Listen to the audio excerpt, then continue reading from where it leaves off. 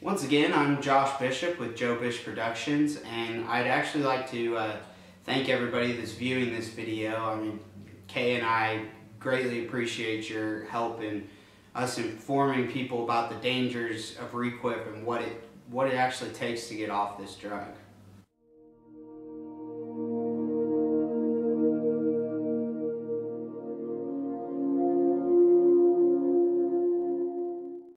Essentially what I'm going to be doing with our daily updates is kind of tell you guys what I see in Kay.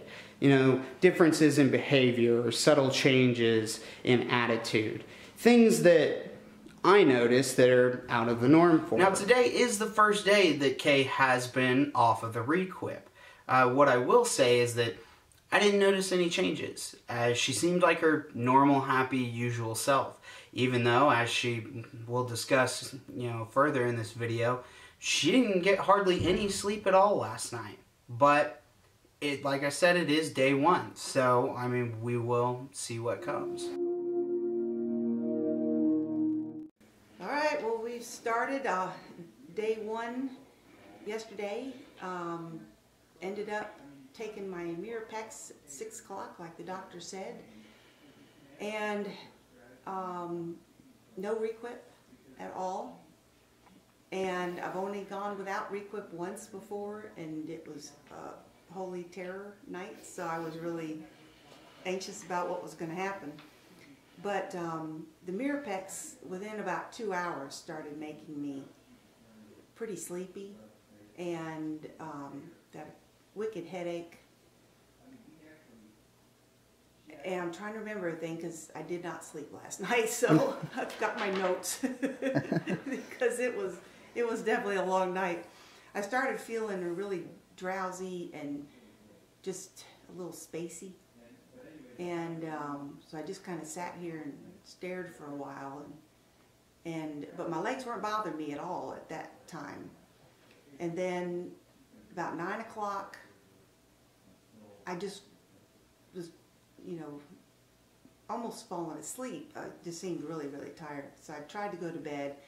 I was in bed maybe 30 minutes, and I started feeling something in my back. It was like, imagine like somebody, like a wave, your muscles going into a wave and like going up and down across my back in like a creepy way, like worms are crawling on it at the same time. Very creepy feeling, and I was just trying to take deep breaths. It kind of makes you, when you get restless leg, a lot of times if you try to hold it back, you have trouble breathing actually. It's like a strange feeling. And then it kind of went like through the back and then started like going down an arm. And then it transferred to the other arm. And this was over like about a 10-minute period. And it was like getting stronger and stronger. So I was just really tired. I just wanted to go to bed, And then without warning, all of a sudden, my right leg just jumped, and it almost like kicked out of bed. And I've never had that happen before. Usually my legs will, they'll kick, but it's not usually that quick. You usually kind of feel it coming. It's like a gradual thing, and then it's got a jerk. This was just a jerk, and my dog was on the bed, jumped off the bed, and I immediately got up because that feels awful. And so that was my 30-minute rest, and that was 9:30. So about midnight, I just did stuff around the house, and midnight I tried to lay down again, and sure enough, about 25 minutes later, legs started twitching and getting stronger and stronger, and so I got up and ended up going on the computer and getting on Ancestry.com. And for like 3 hours, I was looking up great-great-grandparent stories about being in the cavalry and Arizona Territory, and it really kept my mind occupied. And my legs weren't bothering me while I was doing that. But about every hour and a half, I'd try to go lay down, and it seemed like every time I laid down, the amount of time it took for my legs to start was getting shorter and shorter. You know, so instead of 30 minutes, it was like 15 minutes, and then 5 in the morning I tried to lay down, and it was immediate. And a lot of times, after about 3 in the morning, I was trying to sew, I was doing laundry, and my legs were bothering me the whole time. And but it didn't go back up into the back or anything the rest of the day. But then I tried to go lay down around 8 and 12 today, but it immediately started right up. And you know, it seems as long as I'm doing something or talking to somebody, or you know, not sitting and reading or anything, but something active, I seem to be okay. But I'm tired because literally not 1 minute to sleep, and it's 2 or 3 o'clock on day 2 now. So I figure I've gone about 30 some hours without sleep already.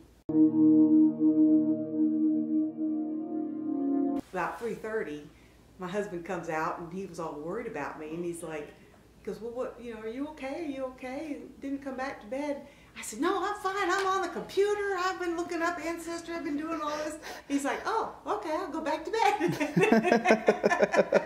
But at that point, I was pretty wide awake. And I'm really trying to stay positive and not let this experience bring me down too much, you know, and because I think you can deal with pain better if you don't, you know, if you keep a good attitude about it. I think because I got up out of bed, you know, I think if I had stayed in bed, it would have been probably like a 7.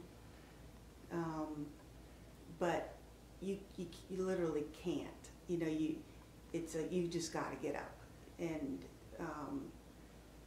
because you know you know, and I was counting, it was like every 7 seconds you'd feel this, and then it lasts for about 2 seconds, 2 to 3 seconds, and then another 7 seconds, and you know, you just hold your breath, you just try so hard not to let it happen, and it just takes over. And but as long as I'm moving and walking around, I'm a little zombie-ish, but you know, a little tired. But I was sitting sewing this morning about 4 or 5 in the morning, and my legs were just twitching a little bit, but probably like a 2 or 3, you know, not bad. But as soon as I lay down, it jumps right back up. So that was my day 2.